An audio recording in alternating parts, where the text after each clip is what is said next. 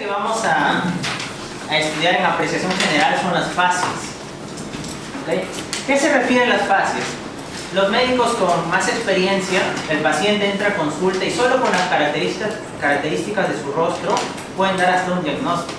Pueden decir, este es un paciente con acromegalia, un paciente hipertiroideo, un paciente con enfermedad renal crónica, un paciente con cirrosis, solo mirando al paciente, ¿no?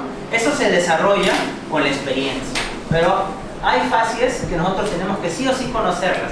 Y en lugar de un paciente cirrótico pedirle elastografía, transaminasa, solo mirándolo ya tienes un diagnóstico. ¿Qué es lo bueno de tener un diagnóstico oportuno?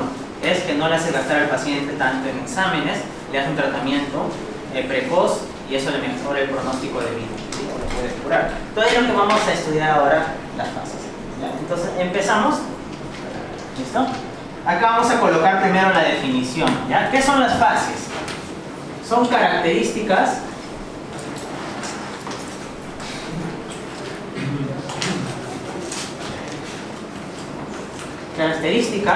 en el rostro del paciente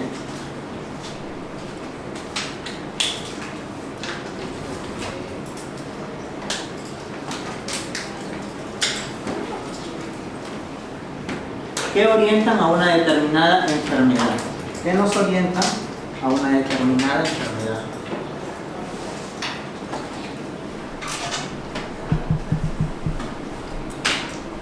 ¿Qué nos orientan a una determinada enfermedad? ¿Ya? En su diapositiva escriban.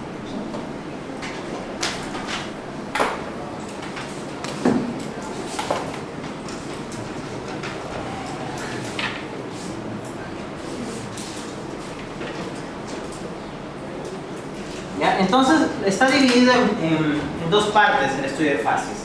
En fases generales, donde vamos a ver la fase pálida, la fase sedematosa, la fase hiperpigmentada, y luego vamos a ver que tú mezclas una hiperpigmentada con una pálida y te da una enfermedad, una ictérica con una hiperpigmentada y te da otra enfermedad, ¿sí? Entonces empezamos con fases generales, ¿ya? Y la primera fase que tenemos aquí, ¿ya? Vamos a colocar encima de la foto, ustedes van a colocar el nombre, ¿ya? Encima de la foto.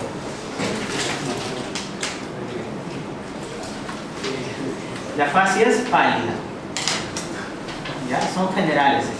Y luego empezamos con las enfermedades, ¿ok? ¿Cuál es el mejor lugar, chicos,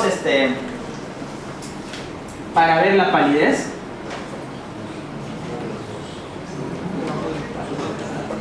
En el pliegue subpalpebral, ¿no? Pliegue subpalpebral. Y pues un secreto es que ustedes lo comparen pues con su uña, ¿no? Bajan el pliegue del paciente y su uña es media rosada y comparan la uña con el pliegue subpalpebral, ¿no? Idealmente debería estar el pliegue subpalpebral del paciente del mismo color que su uña, ¿no? A menos de que ustedes estén anémicos. Ahí sí, no pueden ser. ¿Ya?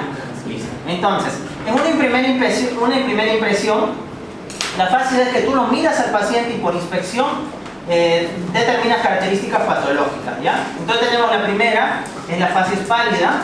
Ya sabemos que luego cuando lo examinemos, que la palidez se ve mejor en el pliegue subpalpebral, ¿ok? Es la mejor forma de ver. Ahora, una fase pálida nos va a identificar qué tipo de enfermedades o qué enfermedad pensarían en una fase pálida. Anemia, muy bien, anemia, ¿sí? Y la anemia, como ya hemos comentado, ya está definida a nivel del mar en varón, menor a ¿cuánto de hemoglobina? Menor a, varón, no, 13, ¿verdad? En varón menor a 13 gramos por decilitro y en mujer 12. En embarazada 11, ¿ya? Porque el embarazo fisiológicamente va a disminuir la hemoglobina, ¿sí? ¿Por qué en el embarazo, chicos, baja la hemoglobina de la mujer embarazada? En realidad, la mujer embarazada produce más eritrocitos. ¿Pero qué ocurre? Aumenta el volumen plasmático.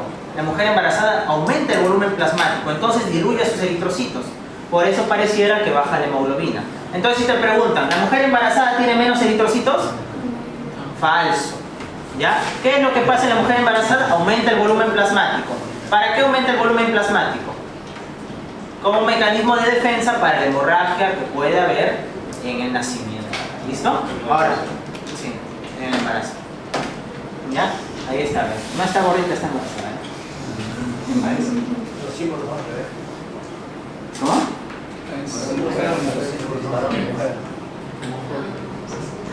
Ah, está al revés. Los símbolos, ¿no? ¿Varón? Los símbolos, los símbolos. Ya está. Varón y mujer, ¿no? Los símbolos estaban. Listo, chicos. Ahora, esto es a nivel del mar, ¿ya? A nivel del mar. Porque, ¿qué ocurre en altura? El paciente está en hipoxia crónica. La hipoxia crónica, ¿dónde se va a detectar? El paciente va a estar en hipoxia crónica, en altura, ¿verdad? Entonces, ¿esto dónde se detecta? En el riñón, en los capilares peritubulares. ¿Qué liberaban los capilares peritubulares del riñón? ¿Cómo se llamaba la hormona que produce el riñón? Eritropoyetina. Eritropoyetina. Y la eritropoyetina aumenta los eritrocitos en la médula ósea. ¿Sí? Aumenta los eritrocitos en la médula ósea. Entonces, un paciente en altura no debería un varón llegar hasta 3. En altura, si vive a 3.000 metros, debería 14, 15, hay tablas. ¿Ya? Entonces, la anemia está mal diagnosticada en el Perú, porque utilizamos los valores a nivel del mar que da la OMS para nuestros pacientes de la sierra de altura. ¿Ya? Todo esto es a nivel del mar. No se olviden, la eritropoyetina aumenta los eritrocitos. ¿Sí? Claro. Un paciente viene de altura, ¿cuánto tiempo tiene que pasar para que se valore? Ah, ya. No, las adaptaciones generalmente ocurren meses. Tienen que pasar meses para que, generalmente más de 2 meses, para que empiece poco a poco a desadaptarse. ¿Sí? Y igual, por ejemplo, un paciente si está más de 8 semanas acá a nivel del mar, cuando sube, le puede dar el edema agudo de altura. A pesar de ser de altura, si ya está 8 semanas acá en la costa y vuelve a subir, le puede dar el edema de reascenso de altura. Entre más o menos 8 semanas se vuelven a redactar los pacientes. ¿Ya? Entonces, no se olviden, la fase es pálida, nos va a dar un paciente con anemia generalmente. ¿Okay?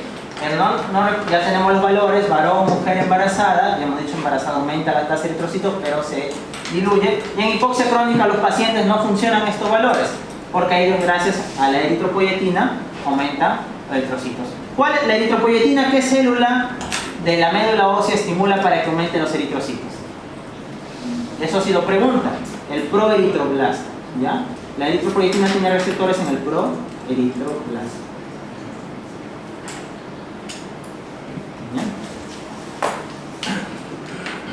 Entonces, eso quiero que vaya ahí en su diapositiva de fase pálida. Y además ya hemos conversado, chicos, tal vez lo podría colocar acá, ¿listo? ¿De cuál era la primera causa de anemia en niños? O bueno, en general, en el mundo, ¿cuál es la primera causa? Ferropénica, ya lo hemos conversado. Si es niño, ¿por qué pensarías? Desnutrición. Y en el Perú más o menos casi el 50% de niños menores de 3 años tiene anemia. Y el problema de la anemia en los niños es que no desarrollan el sistema nervioso central. El sistema nervioso central se desarrolla en los primeros 5 años, la mayoría.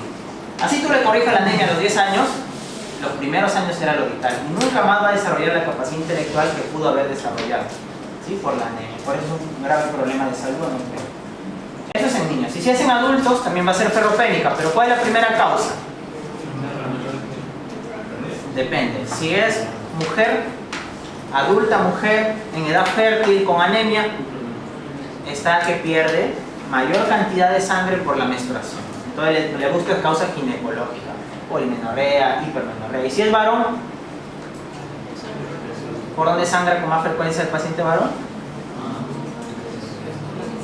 Tubo digestivo, úlcera péptica, por ejemplo, ¿no? Úlcera péptica. O también sangrado prostático. ¿Listo? Entonces esto va en fase pálida. ¿Ya? Vamos a ver en las enfermedades que lo vamos a utilizar esta fase. Vamos a una segunda fase. ¿Pasamos? Una segunda fase. Ahí termina. Entonces, esta fase nos va a servir para luego ir mezclando.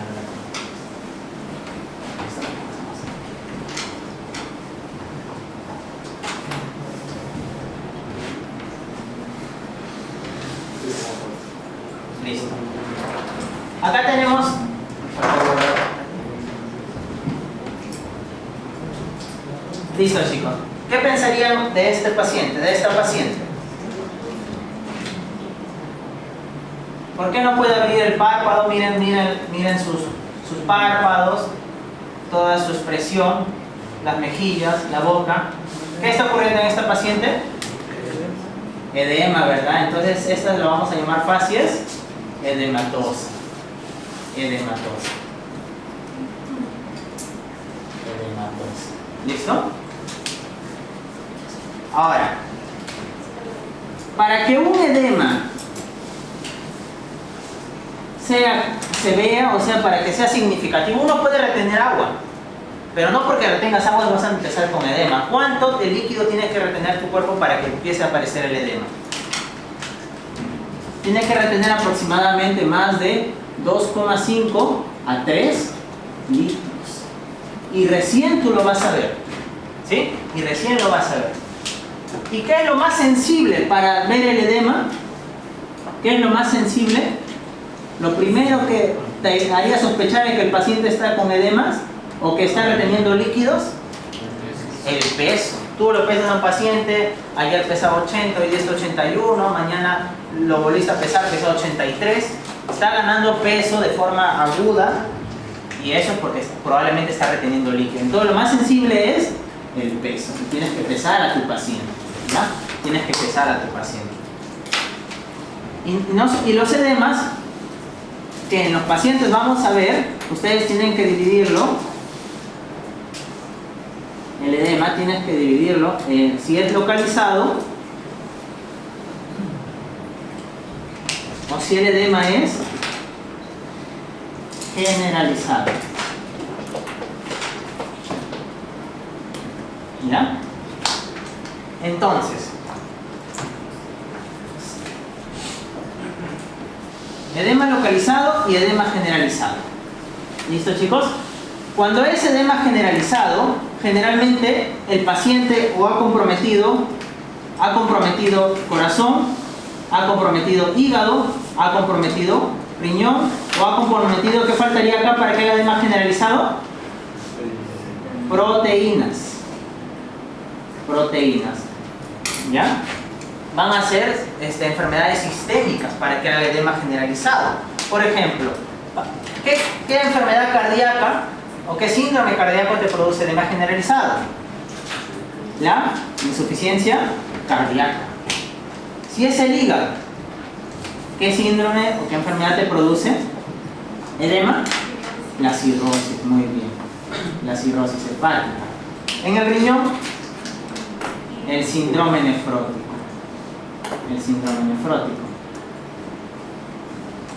¿Y las proteínas? ¿Qué presión me daban las proteínas? ¿Cómo se llamaba la presión que daban las proteínas?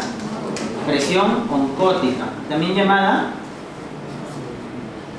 coloidosmótica. Oncótica, también llamada coloidosmótica.